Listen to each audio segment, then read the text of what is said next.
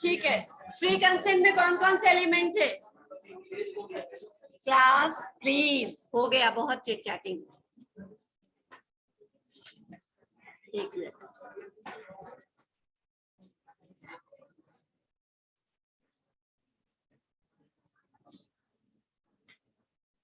ठीक है।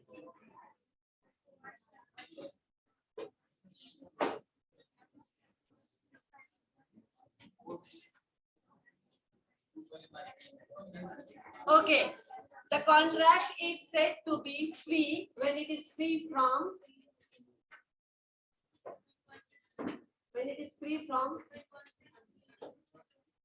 yeah,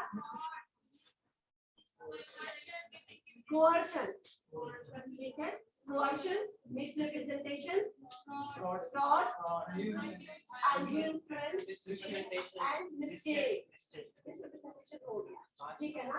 जब इन पांचों चीज से कोई भी कंसेंट पार्टीज द्वारा दिया गया या लिया गया कंसेंट फ्री है तो क्या माना जाएगा? Free contract, valid contract because it is free from any kind of coercion, undue influence, misrepresentation, fraud or mistake, right? अच्छा, कुछ केसेस में है जैसे हम लोगों ने सबसे पहला केस coercion का देखा था। coercion is physical damage, threatening or intimidating someone for physical damage is known as coercion. Even the suicide comes under the same category. coercion क्या है? IPC के अंदर आता है, इंडियन पेनल कोड के अंदर आता है, क्रिमिनल, राइट? लेकिन coercion के बाद हम लोगों ने देखा था undue influence. undue influence क्या है? आईपीसी के अंदर नहीं आता है। undue influence में कोई स्ट्रेंजर नहीं हो सकता। पार्टी जो डोमिनेटिंग पोजीशन पे होते हैं उनको वो undue influence अपने पोजीशन का गलत फायदा, यस, अनफेयर एडवांटेज उठाने के लिए undue influence को यूज कर सकते हैं, राइट? ऐसे में कुछ रेमेडीज था। फ्रॉड में रेमेडीज तीन तरह के, क्या क्या? Yes, you can cancel, revoke, you can sue for the damage or neutralize the things, ठीक है ना? coercion में कि आप डैमेज के लिए sue कर सकते हैं या फिर आपका जो डैमेज उसके बेसिस पे जो भी आपने कॉन्ट्रैक्ट में जो आप एक्सेप्ट किया आप उसको सीधा रिवोक कर सकते हैं। और undue influence में क्या था? undue influence में ये प्रूव करने की जिम्मेदारी किसकी होती थी? जो कॉन्ट्रैक्ट है ये डोमिनेटिंग, वो undue influence के अंदर नहीं किया गया है। coercion में जो एग्रीड पार्टी होता था, जो विक्टिम होता था, उसको प्रूव करना होता था कि मेरे साथ coercion हुआ है या फोर्सफुल एग्रीमेंट में मुझे एंटर करना पड़ा। एंड undue influence में डोमिनेटिंग पोजीशन को ये प्रूव करना होता था कि ये undue influence जो है वो मैंने नहीं किया है, राइट? अदरवाइज कोर्ट क्या मान के चलती है कि आपने किया होगा, ठीक है? दूसरा the fraud and misrepresentation. Fraud में क्या है? बोलो, अभी मैं पढ़ा दे रही हूँ, पीछे का ही पूछ रही हूँ। Fraud, yes, intentional. Intention is the, जब मने आ जाओ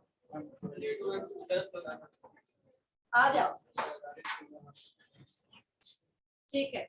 फ्रॉड का मतलब हुआ कि आप इंटेंशनली सही जानते हैं कि क्या सही इंफॉर्मेशन है, लेकिन आप इंटेंशनली गलत इंफॉर्मेशन आगे पहुंचा रहे हैं। यानी इंटेंशनली जब आप सही जानते हुए या गलत जानते हुए किसी को सजेस्ट या डायरेक्ट करते हैं वैसा काम करने के लिए, तो उसको फ्रॉड कहेंगे। मिसरिप्रेजेंटेशन, जहाँ पे आप गलत चीज जरूर आगे पास ऑन कर रहे हैं पर आपके समझ में भी वो चीज सही है, ठीक है ना? टू योर नॉलेज और आपके समझ के हिसाब से, आपके जानकारी के हिसाब से आप जो आगे बोल रहे हैं वो सही इंफॉर्मेशन है, बस जो स्टेटमेंट है वो मिस स्टेटमेंट है, यानी कि वो एक्चुअली गलत है लेकिन बोलने वाले को मालूम नहीं है कि वो गलत बता रहा है, ठीक है ना? तो उसको हम मिसरिप्रेजेंटेशन कहते हैं। जो डिफरेंशियल एलिमेंट है फ्रॉड और मिसरिप्रेजेंटेशन में वो क्या है? इंटेंशन, ठीक है ना? इंटेंशनली चीज किया तो फ्रॉड में आ जाएंगे, और अगर इनोसेंट, ठीक है ना, इनोसेंस में अननोइंगली आपसे कुछ गलत इंफॉर्मेशन पास ऑन हो गया तो उसको हम मिसरिप्रेजेंटेशन कहते हैं। Mayor opinion of somebody is not misrepresentation, ठीक है ना? जैसे मैंने बताया था कि सेल्समैन सीधा आपको बोल रहा है कि ये सबसे बढ़िया है, ठीक है ना, हमारी कंपनी का नंबर 1 प्रोडक्ट है, वो उसका ओपिनियन है अपने प्रोडक्ट को लेकर के, that is not misrepresentation. Misrepresentation किसी न किसी फैक्ट का होना चाहिए, यानी फैक्ट यानी तथ्य, कहीं ना कहीं कुछ सच्चाई है जिसको मिसरिप्रेजेंट किया गया है। क्लियर हुआ? ठीक है। फ्रॉड में आप क्या कर सकते हैं, डैमेज करके स्यू कर सकते हैं, रिवोक कर सकते हैं, और क्या कर सकते हैं। फ्रॉड और मिसरिप्रेजेंटेशन के बीच में मैंने डिफरेंस बताया था या नहीं बताया था? इनफैक्ट मिसरिप्रेजेंटेशन ही शायद नहीं बताया गया था। अच्छा नहीं बताया था, चलो ठीक है। तो तुम लोग थोड़ा अपने मन से बोलो, एक आध तो तुम लोग भी जानते हो अभी पढ़ते पढ़ते। Yes, less criminal. लेस और मोर क्रिमिनल नहीं होता है कुछ। बेनिफिट ऑफ डाउट आपको मिसरिप्रेजेंटेशन में मिल सकता है क्योंकि आपने इंटेंशनली किसी को चीट नहीं किया है, लेकिन फ्रॉड में आपको नहीं मिलेगा क्योंकि वो आपने जानबूझकर किसी को डिसीव करने का काम किया है, किसी को चीट करने का काम किया है, तो वो क्या हो जाएगा, फ्रॉड हो जाएगा। सेक्शन मालूम है, सेक्शन 17 और 18, वहां पे क्या था, 15, 16। 15 में कौन सा आता है, सेक्शन 15 में कोअर्शन आता है, एंड 16 अनड्यू इन्फ्लुएंसेस। उसी तरह फ्रॉड एंड मिसरिप्रेजेंटेशन में 17 एंड 18, ठीक है ना। 17 किसके लिए हुआ, फ्रॉड के लिए हुआ, और 18 मिसरिप्रेजेंटेशन के लिए होगा। डिसीव करने का पर्पस होता है फ्रॉड में, पर्पसफुली आप किसी को चीट करते हैं, और मिसरिप्रेजेंटेशन में पर्पस नहीं होता है किसी को चीट करने का, राइट। वो गलती से होता है, लेकिन आप गलती से जानबूझ के किसी को चीट नहीं कर रहे हैं। फ्रॉड में पार्टीज कौन हो सकते हैं,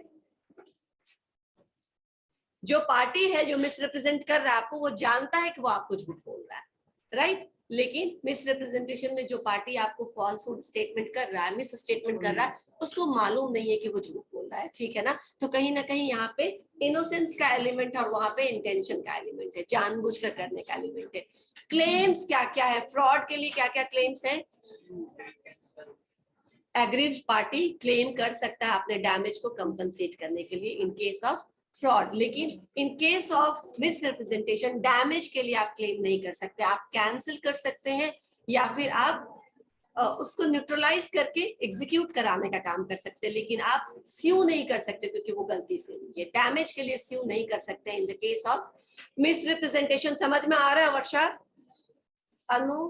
कभी कभी आते हो, लेकिन जब आते हो तभी सुन लिया करो, ठीक है ना।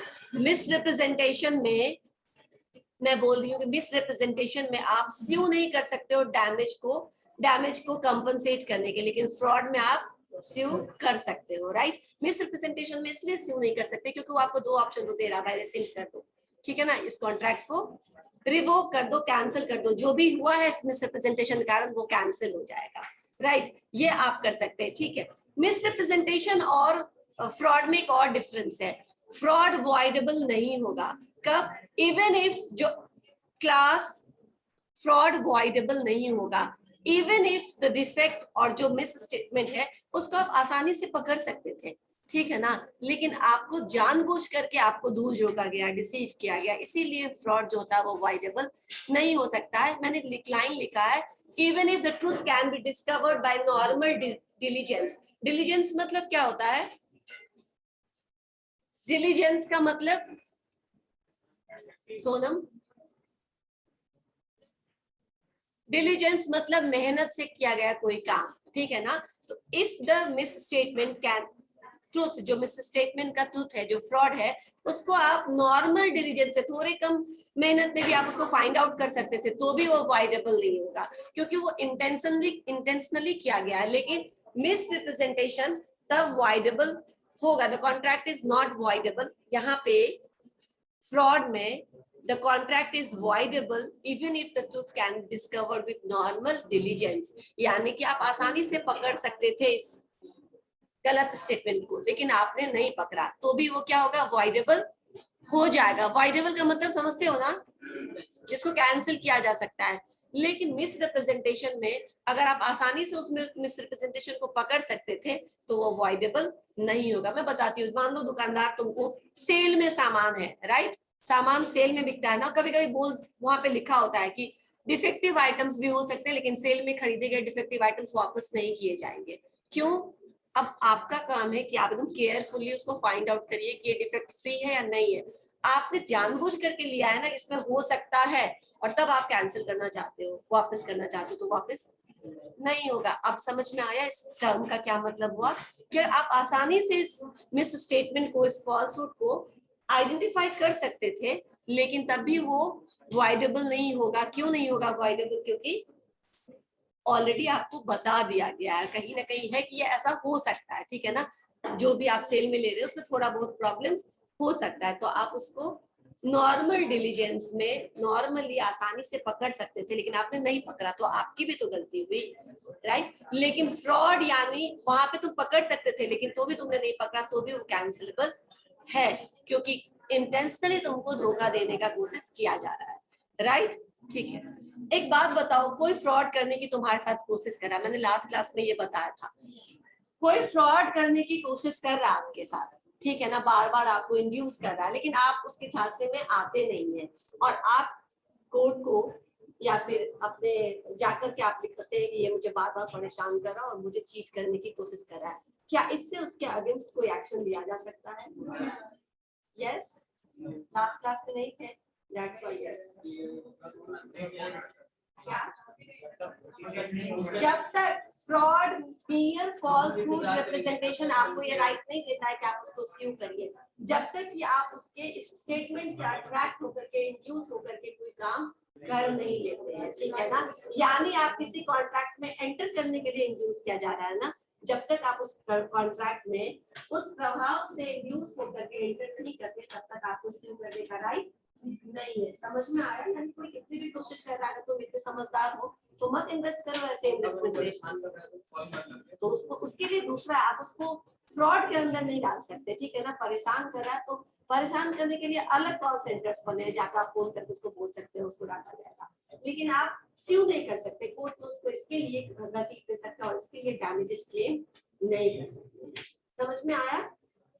ठीक है, आज क्या है, तो तुम लोग बोलो मिस्टेक, अब हम लोग को पढ़ना है, ठीक है। ये चारों जो हमने पढ़ा वो क्या था, ये भी था कि फ्री कंसेंट, अगर कोई भी कॉन्ट्रैक्ट में आपने इन्फ्लुएंस, कोर्शन या फिर मिस रिप्रेजेंटेशन या फ्रॉड के कारण आपने उस कॉन्ट्रैक्ट को साइन किया है, तो वो इफेक्टिव नहीं होगा, वॉइडेबल हो जाएगा। कुछ कॉन्ट्रैक्ट जो voidable at the option of aggrieved party होता है, और कुछ कॉन्ट्रैक्ट जो वॉइडेबल क्या हो गया, कोई कुछ पूछना है? क्या हो रहा था, क्या बता रहे थे तुम? क्या क्या जोर से बोलो।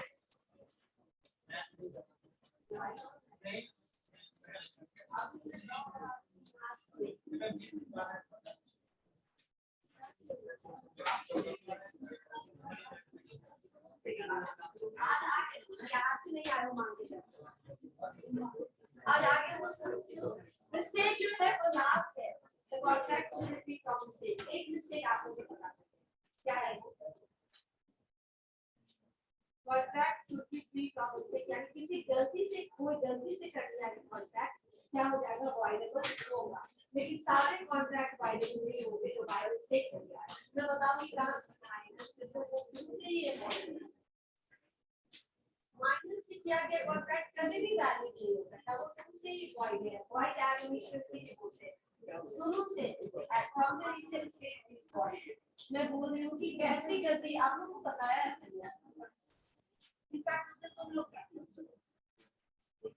मैं बोल रही हूँ कि कैसी गलती से किया गया कॉन्ट्रैक्ट हो जाए जब दोनों पार्टी सामने गलती कर लेते हैं समझने में।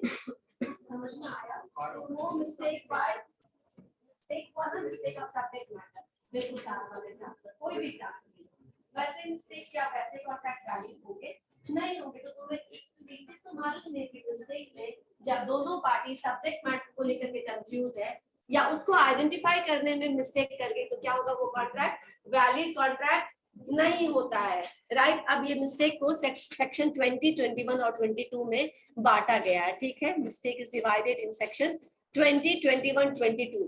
मिस्टेक को समझने के लिए सबसे पहले समझ लो कि मिस्टेक को दो भाग में हम बांटते हैं, ठीक है। कोई भी गलती अगर दोनों पार्टीज सब्जेक्ट मैटर को या फैक्ट से रिलेटेड, फैक्ट मतलब तथ्य, किसी भी कॉन्ट्रैक्ट के किसी भी तथ्य पे अगर दोनों पार्टी से गलती हो जाता है समझने में, तो वैसे कॉन्ट्रैक्ट क्या होंगे, वॉइडेबल होंगे। सिर्फ एक पार्टी अपनी गलती के कारण, अगर अपनी गलती है उसने केयरलेसनेस शो किया, ठीक है ना, उसके कारण से कुछ गलती हो गई, तो सिर्फ उसकी वजह से अगर कुछ गलती हुई तो कॉन्ट्रैक्ट वाइडेबल नहीं होगा, वो बाइंडिंग हो जाएगा, ठीक, क्योंकि आपका अप्रोच केयरलेस था इसलिए आपसे गलती हुई, लेकिन दूसरा पार्टी बिल्कुल सही कर रहा अपना काम, तो वैसे कॉन्ट्रैक्ट बाइंडिंग हो जाएंगे। क्लियर है? ठीक है, तो सबसे पहले मिस्टेक को अगर हम समझना चाहें तो आप समझ सकते हैं कि मिस्टेक दो भाग में बांटा गया है। मिस्टेक ऑफ फैक्ट्स, सर बहुत जल्दी आ गया, आप छोड़ दीजिए, क्लास आना हो, कोई बात। Mistake of law and mistake of fact, ठीक है ना, मिस्टेक को दो भाग में डिवाइड करेंगे, mistake of law and mistake of fact, ठीक है ना। मिस्टेक ऑफ लॉ का मतलब, मिस्टेक ऑफ लॉ तीन तरह का होता है, इधर you don't know about the law of the country in which you reside, यानी जहां के आप सिटीजन है वहां के लॉ के बारे में आपको जानकारी नहीं है, राइट, ये मिस्टेक ऑफ लॉ हुआ, तो यहाँ पे कोई भी ये एक्सक्यूजेबल नहीं है, ठीक है ना, यानी कि ये एक बाइंडिंग है, आपको पनिशमेंट मिलेगा। समझ में आया? मिस्टेक ऑफ लॉ में सिंपल बता देती हूँ, मिस्टेक ऑफ लॉ का मतलब जिस कंट्री में आप रहते हैं उस कंट्री में कुछ लॉ जो इन्फोर्सेबल है, जो ऑलरेडी इम्प्लीमेंटेड है, आप उसके बारे में नहीं जानते हैं, ये एक्सक्यूजेबल नहीं है, यानी इसके बेसिस पे आपको वो एक्सक्यूज नहीं मिलेगा। Mistake regarding the foreign law, यानी आप इंडियन सिटीजन हैं और आपको अमेरिका के किसी रूल के बारे में नहीं पता और आप वहां का कोई लॉ, उस लॉ के अगेंस्ट कुछ काम कर देते हैं, दैट इज एक्सक्यूजेबल, क्योंकि हर एक इंसान अलग अलग कंट्री का लॉ से वाकिफ नहीं हो सकता है, ठीक है, तो ये एक्सक्यूजेबल है। एंड लॉ ऑफ प्राइवेट, ठीक है ना, प्राइवेट लॉ यानी किसी कंपनी का, नॉर्मली कंपनी लॉ है वो हर एक कंपनी पे एप्लीकेबल है, लेकिन हर एक कंपनी ऑर्गेनाइजेशन का अपना भी कुछ रूल्स होते हैं, पॉलिसीज होते हैं, लॉ होते हैं, अगर आप उस लॉ के बारे में नहीं जानते हैं और आपने कुछ उसके अगेंस्ट काम कर दिया तो भी एक्सक्यूजेबल है, क्योंकि जो प्राइवेट लॉ को नहीं जानना equivalent to the foreign law, ठीक है, तो फॉरेन लॉ भी एक्सक्यूजेबल है और प्राइवेट लॉ को भी नहीं जानना एक्सक्यूजेबल है, लेकिन कौन सा एक्सक्यूजेबल नहीं है?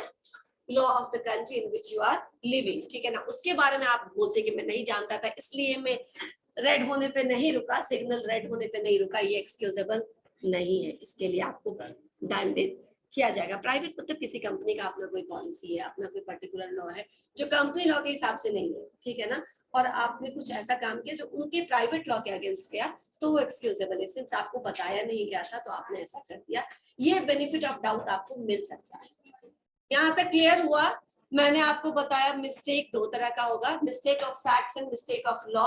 मिस्टेक ऑफ लॉ तीन तरह का है, ये तीनों मालूम चल गया? बताओ, मिस्टेक ऑफ लॉ तीन तरह का होगा, मिस्टेक ऑफ इंडियन लॉ हमारे लिए, mistake of foreign law and mistake of private law, तीनों क्लियर है? ठीक है, जो ज्यादा जरूरी है वो मिस्टेक ऑफ फैक्ट है। फैक्ट का मतलब क्या होता है? बोलते तथ्य, ठीक है ना। अब मिस्टेक ऑफ फैक्ट को अगेन दो भाग में बांटा गया, बायलैटरल एंड यूनिलैटरल। बायलैटरल जब दोनों पार्टी से गलती हो तो उसको हम बायलैटरल मिस्टेक बोलेंगे। यूनिलैटरल यानी कॉन्ट्रैक्ट में दो पार्टीज और किसी एक के कारण ही गलती हुई है, ठीक है, तो उसको हम यूनिलैटरल कॉन्ट्रैक्ट बोलेंगे, ठीक है। अब यूनिलैटरल कॉन्ट्रैक्ट कभी कभी वाइडेबल होता है और कभी कभी नहीं होता है, ठीक है ना।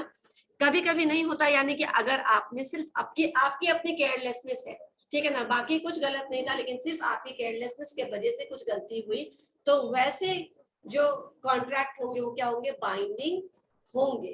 पार्टी, दो पार्टी से कॉन्ट्रैक्ट में एक पार्टी अपने केयरलेस अप्रोच के कारण कुछ कैलकुलेट करा या कुछ काम करा जिसमें उसके कारण से गलती हुआ है, दूसरा पार्टी बिल्कुल सही काम करा तो वो एग्जीक्यूट उस कॉन्ट्रैक्ट को करना पड़ेगा, ठीक है। लेकिन अगर दोनों पार्टी सब्जेक्ट मैटर को लेकर के कंफ्यूज हो गए या कुछ, इतने यूनिलैटरल में बता रही हूँ ना, यूनिलैटरल में दो तरह का प्रॉब्लम होता है। Nature of contract, nature of contract बोलते हैं, एक क्या मैंने बताया, सर्टेन केसेस में यूनिलैटरल कॉन्ट्रैक्ट वाइडेबल होता है और सर्टेन केसेस में नहीं होता है। केयरलेस अप्रोच अगर एक पार्टी का है तो वो बाइंडिंग होगा, वो वाइडेबल नहीं होगा, लेकिन अच्छे से किया गया काम है। लेकिन पर्सन को आइडेंटिफाई करने में, जिनके साथ आपको कॉन्ट्रैक्ट करना था, किसी कारण से आप सबसे फेस टू फेस नहीं रहते हैं तो वो अपने आप को बता रहा है मिस्टर एक्स, ठीक है ना, और आपको प्रूफ भी दिखा रहा है कि मैं मिस्टर एक्स हूँ, and you are intended to enter into a contract with mister X only, ठीक है ना। तो अब आप उसको जानते तो नहीं क्योंकि आप फेस टू फेस उसको देखे नहीं है, तो आपने क्या किया, आइडेंटिफाई करने में गलती हो गई उस पर्सन को, आप एंटर कर दिए उस कॉन्ट्रैक्ट में, गलती हुई है।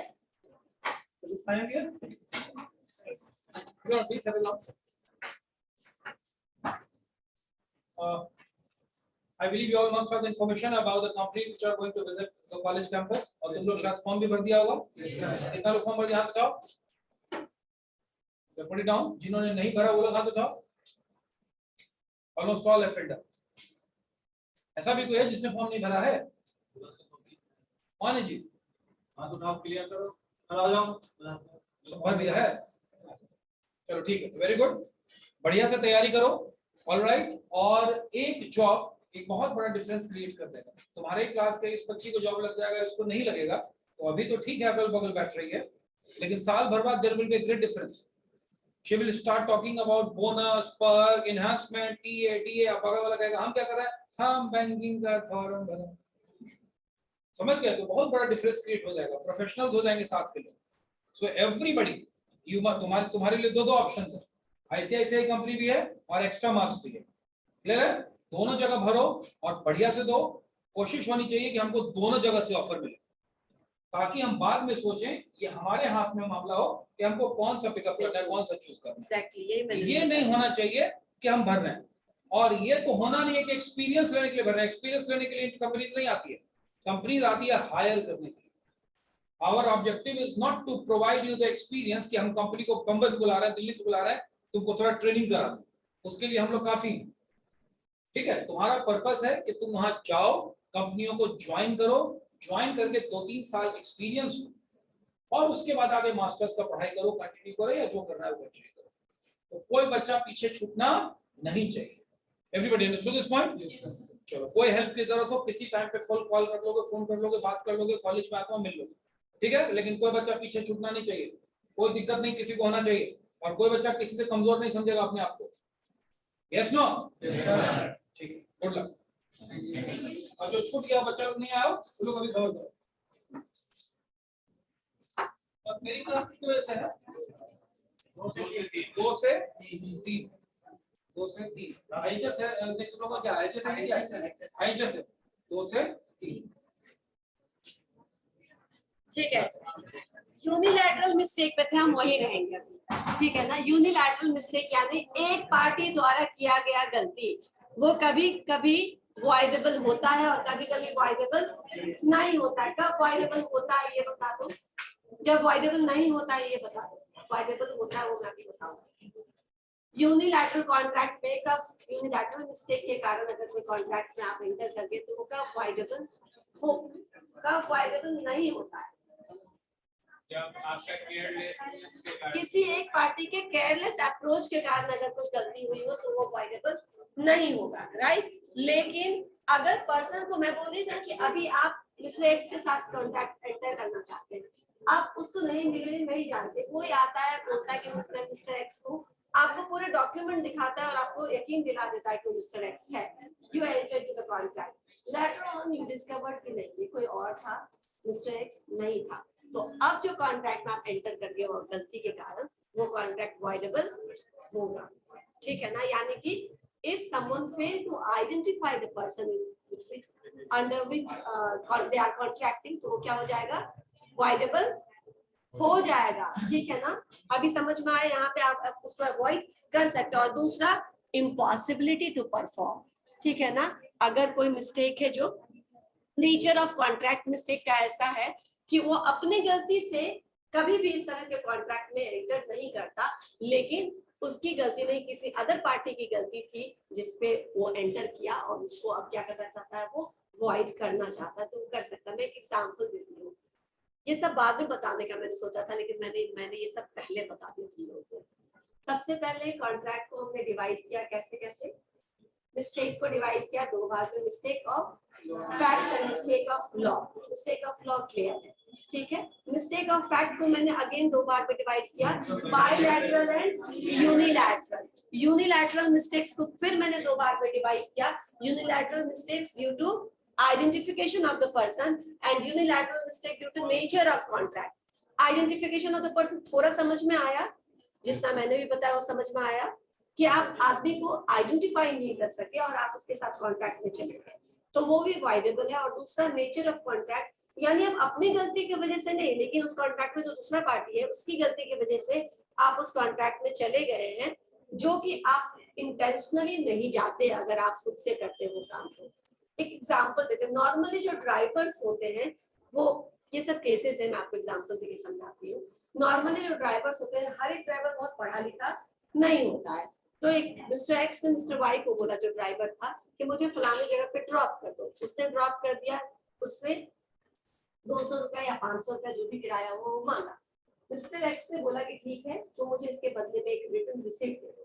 ड्राइवर बोला मैं लिखना पढ़ना नहीं जानता, आप रिसिप्ट तो भर लीजिए, मैं साइन कर दूंगा। समझ में आया? ये भी हो सकता है।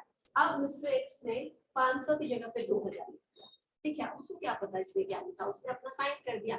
अब इंटेंशनली उसने कोई गलती नहीं की, राइट, लेकिन बाद में जो टैक्सी ड्राइवर का ओनर था, उसने बोला 500 की जगह पे तुमने 2000 क्यों लिया, वो क्लेम कर सकता है ना कि इतना पैसा लिया, राइट। तो वो बोलेगा नहीं, मैंने तो 500 ही लिए, उसको लिखने के लिए दिया था, बस मैंने तो साइन किया था क्योंकि मैं लिखना पढ़ना नहीं जानता। अब वो अपनी गलती के कारण तो वो गलती नहीं की है उसने, किसी और पार्टी की गलती के कारण उस कॉन्ट्रैक्ट में उसने साइन कर दिया। ऐसे कॉन्ट्रैक्ट्स भी क्या होंगे, वाइडेबल होंगे। अब समझ में आया? इतना क्लियर है? तो अब हमको क्या पढ़ना, अब हमारे लिए बचा है मिस्टेक्स ऑफ फैक्ट्स, बस यही बचा है, बाकी मैंने तुम्हें समझा दिया। बाकी जो भी मिस्टेक्स होते हैं वो क्या, and mistake of facts. Mistake of facts भी दो तरह का होता है, मुझे बहुत सारे, ये क्लासिफिकेशन मैंने जो तुम लोग को नोट्स भेजा है ना, उसके डायग्राम में देखोगे तो समझ में आ जाएगा, राइट। डायग्राम में बहुत सारे क्लासिफिकेशन, इसलिए मैं थोड़ा थोड़ा करके समझा रही हूँ। अब मिस्टेक ऑफ फैक्ट्स को हम बोल सकते हैं क्या, कौन कौन से मिस्टेक्स, बायलैटरल और यूनिलैटरल हो चुका। उसके बाद बायलैटरल मिस्टेक को अगेन दो भाग में डिवाइड करेंगे, mistake as to subject matter and mistake as to impossibility to perform. ठीक है, क्या मैंने कहा, mistakes as to subject matter, bilateral mistake को हम डिफाइन कर रहे हैं, mistake as to subject matter, और दूसरा mistake as to impossibility to perform. Again impossibility to perform can be divided into two parts. ठीक है, इट्स वेरी इजी, आपको बस वो डायग्राम ध्यान में रखना है। ठीक है, सबके पास मोबाइल है, सबके पास मेरा भेजा गया पीडीएफ है, ऑन करो मोबाइल, मेरा लिख देती हूँ यहाँ पे, ऑन करो और वो पीडीएफ खोलो, क्योंकि तुम लोगों ने बोला माय गॉड बहुत इजी लगेगा, बस आपको वो डायग्राम याद रखना, पूरा मिस्टेक आप उस डायग्राम से लिख सकते हैं। हाँ,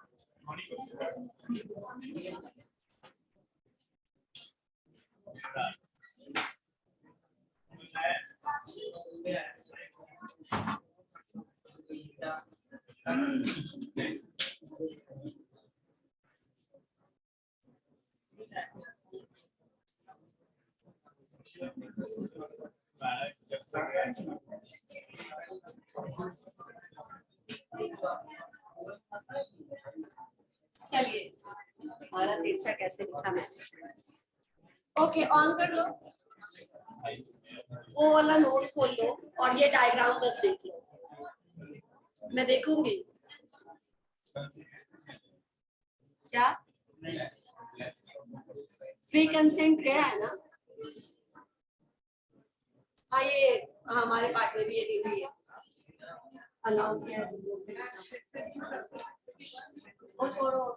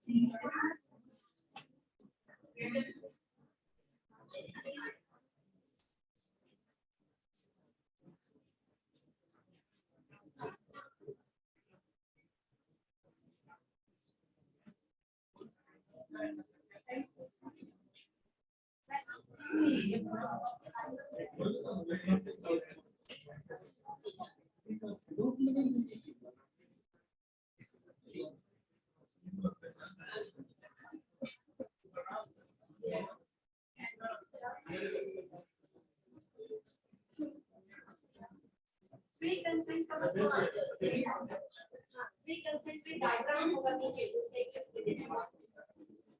मिस्टेक वाला डायग्राम है। बिल्कुल। अब देखो मैंने बताया आपको डायग्राम मिल गया ना। अब डायग्राम को देखो बस इतना ही याद करना है पूरा मिस्टेक में। ये बहुत मुश्किल है क्या? छोड़ दो यहाँ सिंपल है ना। मैं तुम्हारे लिए मेहनत कर रही हूँ, मुझे मालूम है उसमें मुश्किल है, कॉम्प्लिकेटेड है, लेकिन ये डायग्राम बहुत सिंपल है। ठीक है ना, एक बड़ा सा डायग्राम है जो पूरे मिस्टेक के बारे में। ये डायग्राम अगर आप याद रख लेंगे तो आप मिस्टेक के बारे में अभी सुन के समझ लीजिए और डायग्राम दिमाग में रख लीजिए, आपको कुछ नहीं पढ़ना पड़ेगा। राइट, अब मिस्टेक को दो भाग में बटा हुआ, mistake of facts and mistake of law.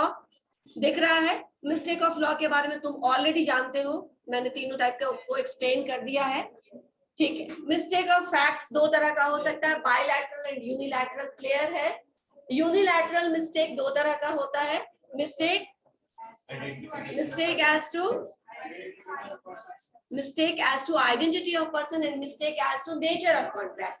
Nature of contract मैंने बताया कि आप जानबूझकर वो गलती नहीं करते, लेकिन किसी और की गलती के कारण आप उस कॉन्ट्रैक्ट में एंटर कर गए हैं, वो क्या हुआ? Nature of contract. और पहला क्या है? Mistake as to identifying the person, जिसके साथ आप एंटर करना चाहते हो वो नहीं है, वो कोई और है, चीट है, फ्रॉड है, और आपको सारे प्रूफ दे रहा है कि मैं वो हूँ। आपने नॉर्मली वेरीफाई भी कर लिया, now enter into the contract, but later on you discover कि ये पर्सन डिस्गाइज है। ठीक है ना, तो आप उसको वॉइड कर सकते हैं। यहाँ तक क्लियर है? कोई दिक्कत नहीं है? ठीक है। अब बायलैटरल मिस्टेक को दो भाग में बांटा गया है, mistake regarding subject matter and mistake regarding possibility to perform the contract. Possibility to perform, impossibility to perform the contract, उसको भी दो भाग में बांटा। Impossibility to perform the contract पहला, लीगल इम्पॉसिबिलिटी, और परफॉर्मेंस फिजिकल इम्पॉसिबिलिटी।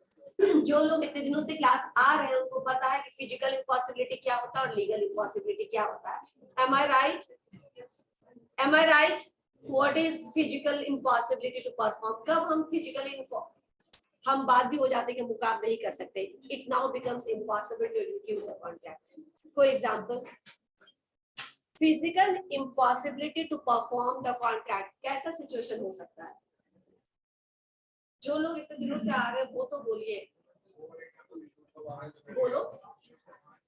हाँ ठीक है, धान जल ले गया, गोडाउन में आग लग गया और आपने किसी को बोला था कि आप अब वो जल गया है, that is impossible to perform.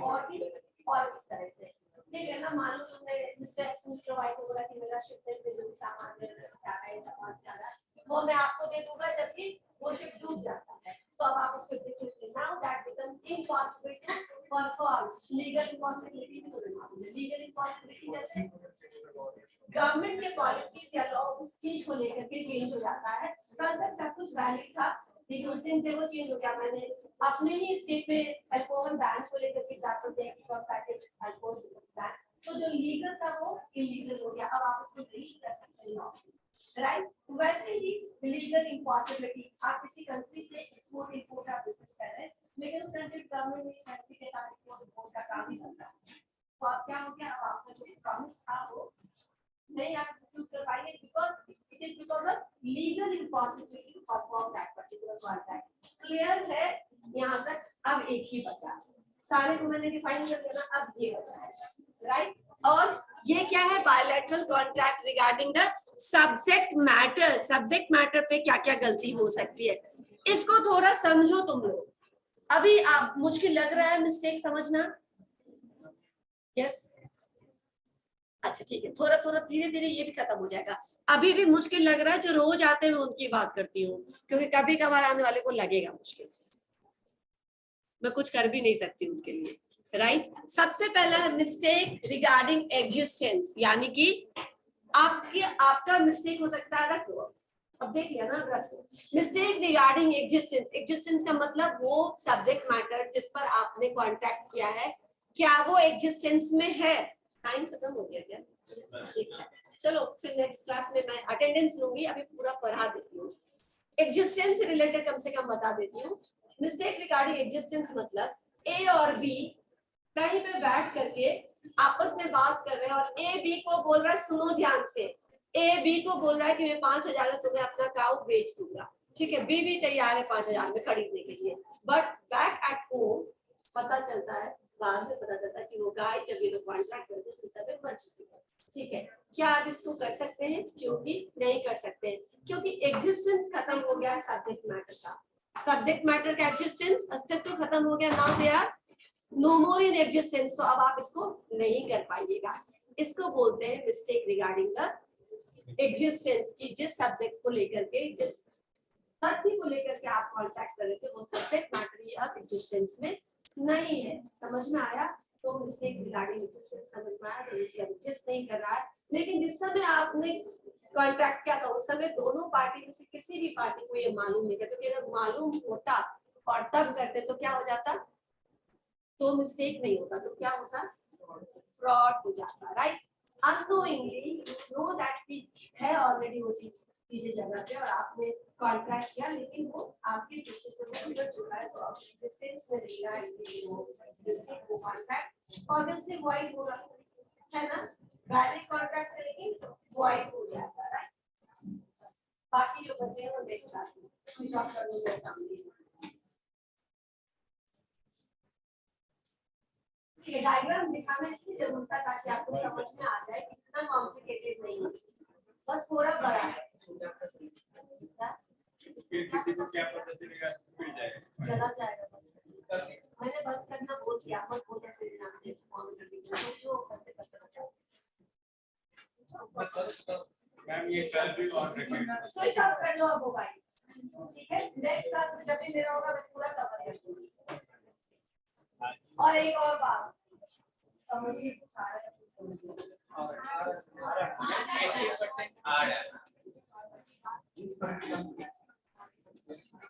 बना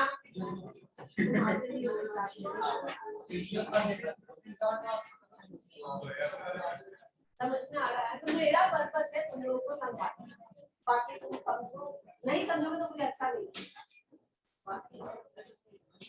नहीं समझ में आएगा तो क्वेश्चन पूछ सकते हो, मैं आंसर कर सकती हूँ, और ज्यादा कुछ तैयार कर सकता है मेरे एंड से नहीं। चलो अब वो मिटा भी दो।